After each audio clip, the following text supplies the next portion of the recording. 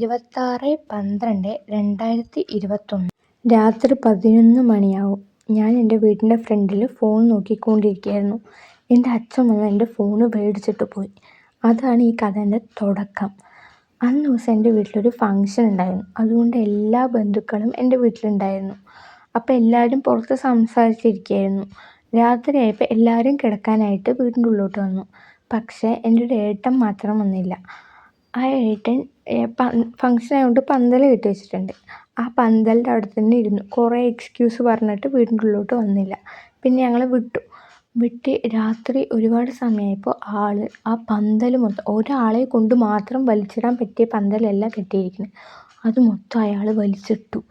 അപ്പോൾ എല്ലാവർക്കും പേടിയായി. അപ്പോൾ ഏട്ടനെ വിളിച്ച് അമ്മയും അച്ഛനും എല്ലാവരും നിർബന്ധിച്ച് വിളിച്ചിട്ട് വീട്ടിൻ്റെ ഉള്ളിലോട്ട് വന്നു. ആ ഏട്ടൻ വന്ന് കിടന്ന മുറി എൻ്റെ അച്ഛൻ എൻ്റെ ഫോൺ എടുത്ത് വെച്ച റൂമായിരുന്നു. എൻ്റെ അച്ഛൻ ജനലിൽ ഫോൺ വെച്ചിട്ട് പോയതാണ്. ആ ഏട്ടനെ വീടിൻ്റെ ഉള്ളിലേക്ക് ആക്കിയിട്ട് എല്ലാവരും ലൈറ്റൊക്കെ ഓഫ് ചെയ്ത് എല്ലാവരും കിടന്നു. ലാസ്റ്റ് ആ ഏട്ടൻ രാത്രി എന്താ ചെയ്തതെന്ന് വെച്ചാൽ എൻ്റെ ഫോൺ എടുത്തിട്ട് ജനലിൻ്റെ കമ്പീൻ്റെ അടിയിൽ വെച്ച് എൻ്റെ ഫോണിനിട്ട് വളയ്ക്കുന്നു. എൻ്റെ ഫോൺ ബെൻഡായി.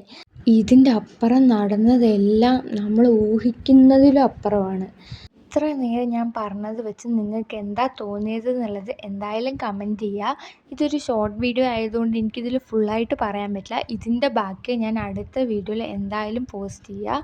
സബ്സ്ക്രൈബ് ചെയ്ത് വെച്ചാൽ നോട്ടിഫിക്കേഷൻ വന്നതും കാണാം. അത്രയും ത്രില്ലായിട്ടുള്ള ഒരു എക്സ്പീരിയൻസ് ആണ്.